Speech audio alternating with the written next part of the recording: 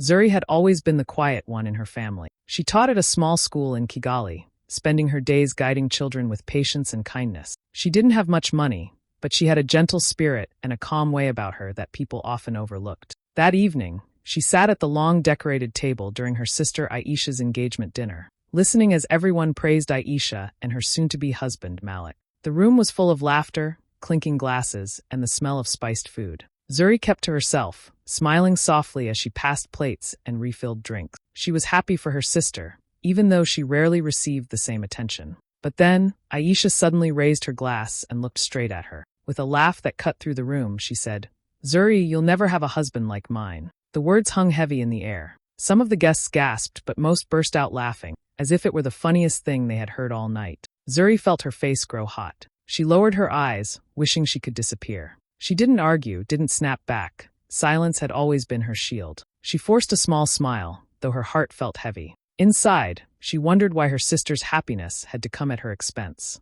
The laughter slowly faded into chatter again, but for Zuri, the sting of those words remained, echoing louder than the music or the celebration around. In Zuri's family, it was no secret who the favorite child was.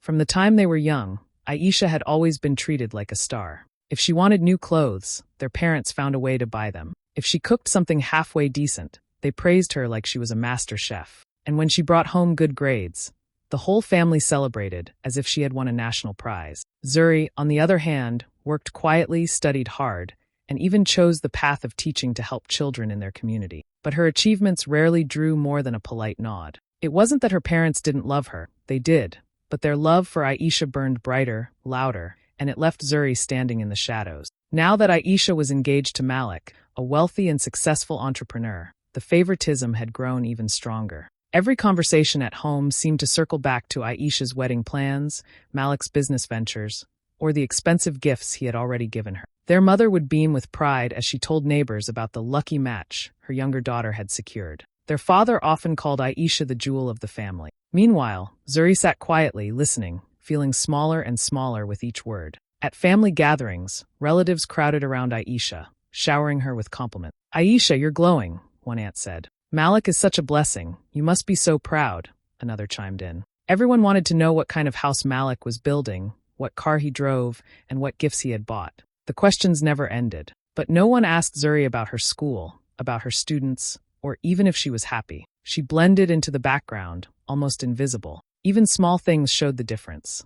If Aisha was tired, their mother would rush to bring her a drink or insist she sit down. If Zuri mentioned she was exhausted from teaching all day, the response was usually, "That's what you chose, you'll be fine." It was clear who was considered precious and who was simply expected to endure. Zuri tried not to let it bother her, but it did. She loved her sister deeply, but the constant comparison hurt. She wondered if she would ever be seen for who she truly was, rather than for what she didn't have, a rich fiancé, flashy clothes, or a glamorous life. Still, Zuri never complained. She carried the weight of being overlooked with quiet dignity. She clapped when her family clapped, smiled when they smiled, and swallowed her pain when the spotlight skipped over her again. But deep inside, she longed for someone, anyone, to notice her worth. Not because of wealth or appearances, but because of the kindness and strength she quietly offered every day. As the wedding day drew closer, Zuri found herself carrying more of the load than anyone else. From the moment she woke up, there was always something to do. Her mother would hand her long lists of errands: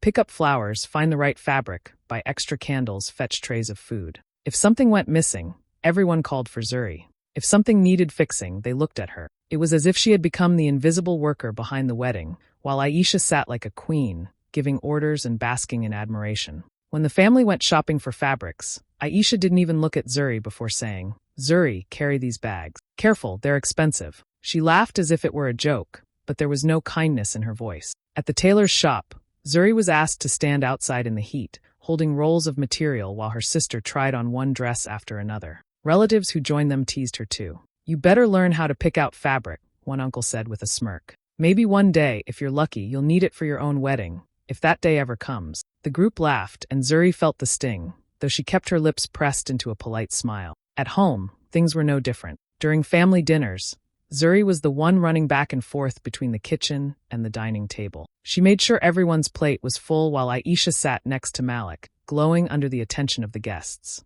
Whenever Zuri tried to quietly sit down, someone would call her name again. "Zuri, more juice." Zuri passed the rice. It was endless. Sometimes, when she turned to walk back to the kitchen, she caught her sister's eyes on her, sharp and mocking, as if enjoying the sight of Zuri working like a servant. The most painful part was how they mocked her single life. "Zuri," one cousin said loudly as she poured drinks. "At this rate you'll make the perfect housemaid, not a wife." Another added with a laugh, "Don't worry, maybe someone will notice how well you serve food." The jokes cut deep, but Zuri swallowed her words and stayed silent. She didn't want to spoil her sister's celebration, even if her own heart was heavy. Still, when she lay in bed at night, her body sore from the day's work, Zuri couldn't stop the questions in her mind. Why did her family see her only as someone to use? Why did no one stand up for her when the jokes went too far? She tried to remind herself of the joy she found in her teaching, the children who looked up to her, the small but meaningful life she had built. But surrounded by constant reminders of her sister's wealth and beauty, it was hard not to feel like she was fading into the background, unseen and unheard. Yet even in her silence, there was a strength in her, though no one seemed to notice it yet. One evening, after another long day of running errands and serving guests, Zuri slipped into the kitchen to catch her breath. Her hands were sore from carrying trays, and her back ached from standing all day. She thought she was alone, but when she turned, she found Malik leaning against the counter, watching her quietly. "You've been working harder than anyone here," he said softly. His voice carried none of the teasing tone she was used to. Instead, it was warm, almost thoughtful. Zuri straightened, surprised. "Oh, it's nothing.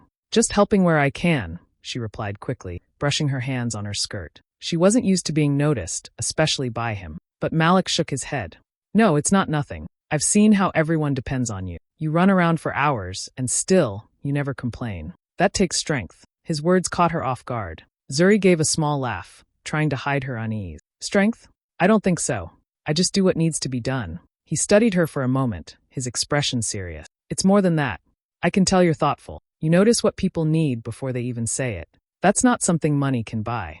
Zuri felt her face warm. Compliments weren't something she received often, especially not ones about her character. Most of the time, people talked about what she lacked, a husband, wealth, or flashy clothes. To hear Malik speak about her kindness and intelligence felt strange, almost dangerous. She quickly lowered her gaze, afraid to meet his eyes. "You're kind to say that, but I think you're just being polite." "I'm not," Malik replied firmly. Then, as if realizing how heavy his words sounded, he gave a small smile. "Anyway, I just wanted to thank you. None of this would run smoothly without you." Before Zuri could answer, voices echoed from the living room. Aisha was calling for Malik. He straightened, gave her one last look, and walked away. Zuri stood frozen for a moment, her heart unsettled. As she returned to her work, her thoughts raced. Why would Malik say those things? Surely, he was only being courteous. After all, he belonged to her sister, and soon they would be married. She shook her head, forcing herself to focus.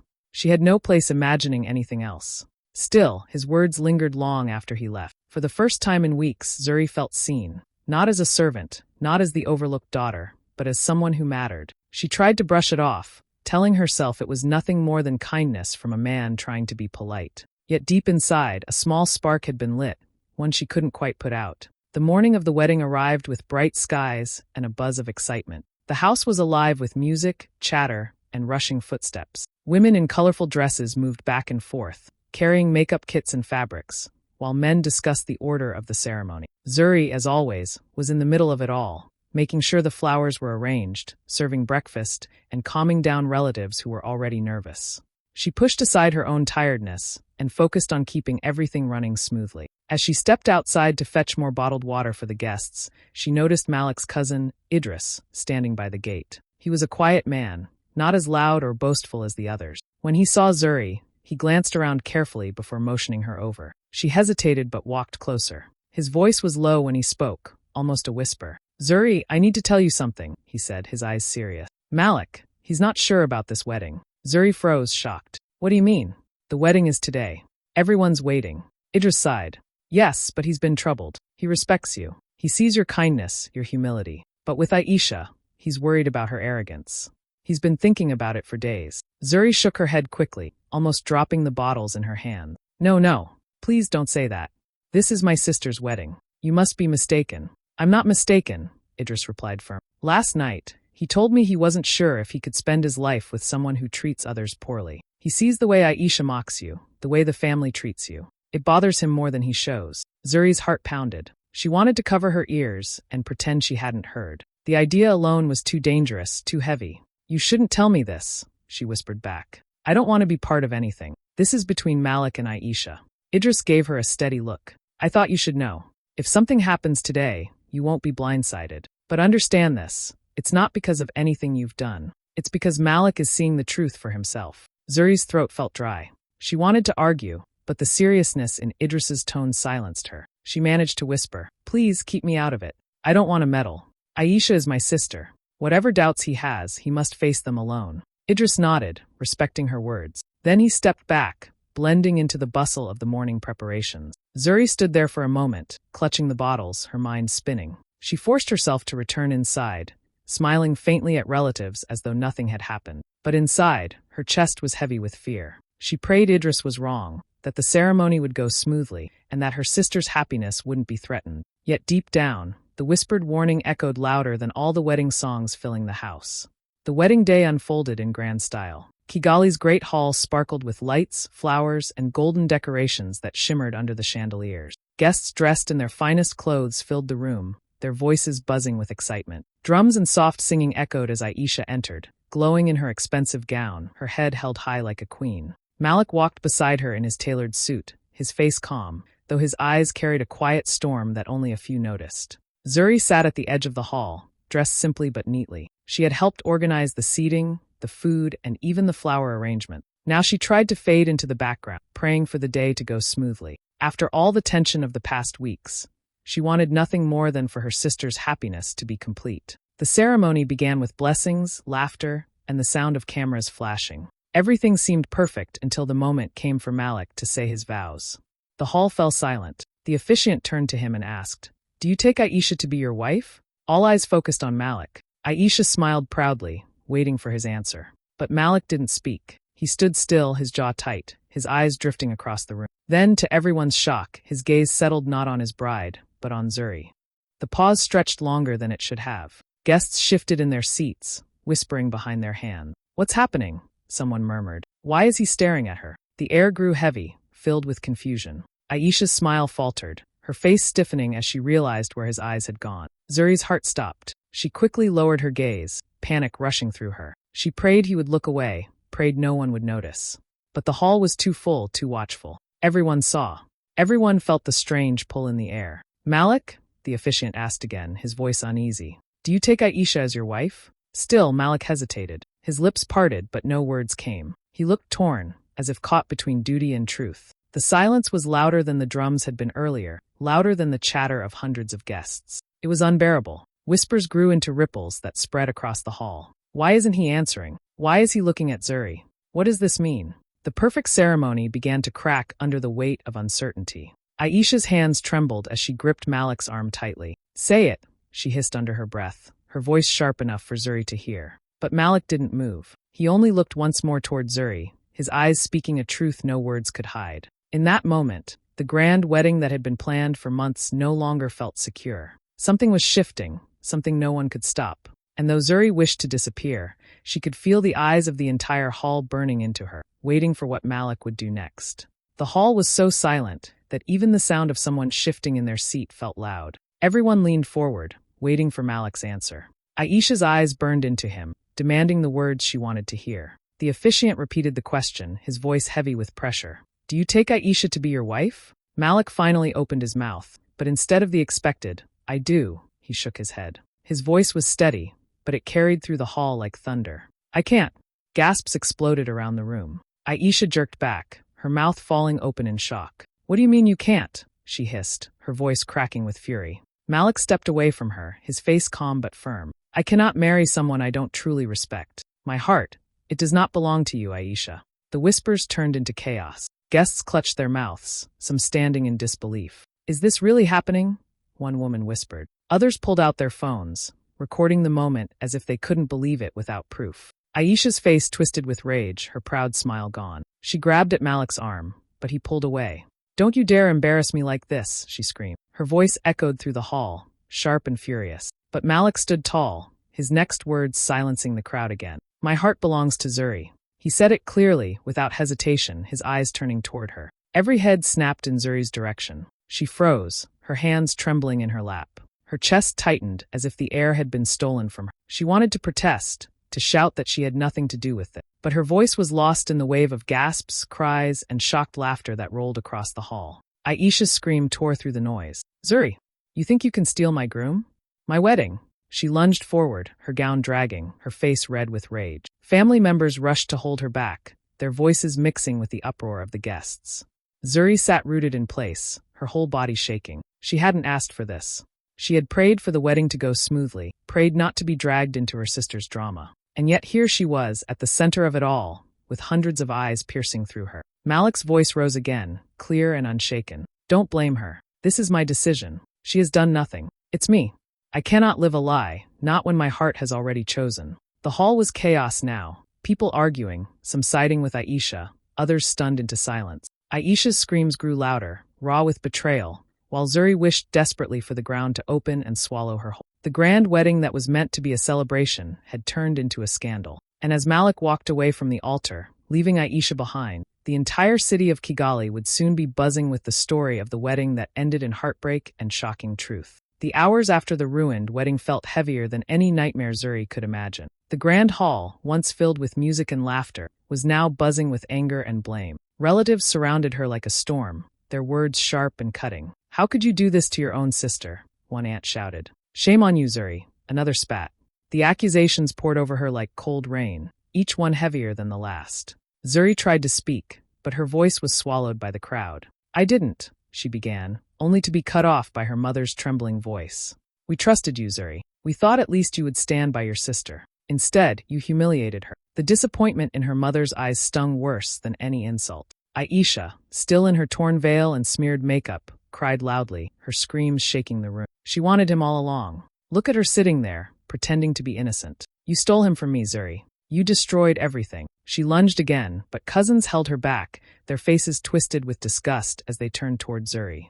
Zuri's heart felt like it would break. She wanted to shout the truth, that she had never encouraged Malik, never dreamed of this chaos. But the noise around her was too loud, and no one wanted to hear her side. In their eyes, she was already guilty. Then Malik's voice cut through the crowd like a blade. "Enough!" he shouted, his tone commanding the room into silence. He stepped forward, his face stern and unyielding. "Stop blaming Zuri. She has done nothing wrong. This is my decision and mine alone." The relatives fell quiet, stunned by the force in his words. Malik's eyes swept over them, steady and unwavering. "Zuri never once tried to take me from Aisha. She never encouraged me, never even spoke a word about her feelings, because she had none. The truth is, I could not go through with this wedding. I could not marry arrogance when I saw humility and kindness shining in someone else."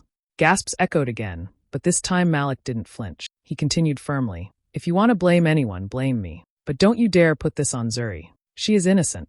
Zuri's eyes filled with tears, not from joy, but from the weight of his defense. She shook her head softly, whispering, "Malik, please." But he stood his ground, shielding her from the storm. The family looked torn, some too shocked to speak, others still glaring at Zuri. Aisha wailed louder, collapsing into her mother's arms. The once proud bride now looked broken, and her anger only fueled the hatred against her sister. In that moment, Zuri realized her life would never be the same. No matter how strongly Malik defended her, the wound in her family's heart had already been cut. She was no longer just the quiet, overlooked teacher. She was now the sister accused of betrayal, the center of a scandal that would haunt her name for years to come. The days after the wedding were heavy for Zuri. Everywhere she went, she felt the stares. Neighbors whispered in corners, relatives avoided her eyes, and some even crossed the street to avoid greeting her. To many, she was the woman who had stolen her sister's groom. She carried that weight in silence, walking through Kigali with her head lowered, though her heart ached with shame. But Malik never hid. He walked beside her, steady and unbothered by the gossip. He greeted people kindly, stopped to shake hands, and treated Zuri with open respect. "She is not what you think," he told anyone bold enough to question him. "Zuri never asked for this. It was my choice. I chose her because of who she is." His words spread quickly, and people began to notice the difference between the stories they had heard and the truth they could see with their own eyes. In the marketplace, women who once whispered now watched carefully. They noticed how Zuri carried herself, not with pride or arrogance, but with quiet dignity. She didn't boast about Malik's wealth or the attention she now received. She still greeted people softly, still carried her own basket of goods, still listened more than she spoke. Her humility stood in sharp contrast to Aisha, who had once flaunted her fiancé's success at every chance. Bit by bit, the community began to soften. Some of Zuri's students ran up to her in public, hugging her tightly and calling her the best teacher. Their innocence reminded people that Zuri had always been someone who gave without asking anything in return. A shopkeeper who had once frowned at her now smiled, saying, "You've always been kind, Zuri. Maybe we judged too quickly." Malik's actions only added to this shift. He treated Zuri as an equal, not as someone beneath him. He often praised her intelligence in front of others, saying things like, "Zuri sees solutions where others see problems," or "She is the reason I've learned to slow down and listen." People began to notice that their bond wasn't built on wealth, beauty, or pride, but on mutual respect. Meanwhile, Aisha's anger grew louder. She stormed through gathering, accusing Malik of betrayal and Zuri of manipulation. But her constant outbursts only highlighted the very arrogance Malik had refused to marry. The more she raged, the more people began to see the truth for themselves. Slowly, sympathy for her turned into discomfort, and neighbors stopped defending her as fiercely as before. Within a week, the whispers about Zuri began to change. "She never brags. She works hard. She didn't deserve the blame." The same voices that had once scorned her now spoke with a trace of respect. Zuri never demanded it, never even asked for it, but it came to her naturally, like sunlight breaking through clouds. For the first time in her life, Zuri wasn't just the overlooked sister. She was becoming someone her community admired, not for wealth or power, but for the quiet strength she had always carried within her. Zuri walked slowly through the same neighborhood streets that once felt heavy with shame. Only weeks ago, she had hurried along these roads, keeping her head down as people whispered behind her back. Now she walked with Malik beside her, his hand warm and steady in hers. The same neighbors who once mocked her now paused to greet her with smiles, some even nodding with respect. Children ran past, laughing, while women at the market stalls called out, "Zuri, you look well." She answered softly, her voice gentle as always, but inside she felt something she had never allowed herself before: pride. Not the loud kind her sister had carried, but a quiet sense of being seen at last. As she passed a familiar corner, her mind replayed Aisha's cutting words from the engagement dinner. "You'll never have a husband like mine." The memory stung, but this time Zuri's lips curved into a small smile. How strange life could be.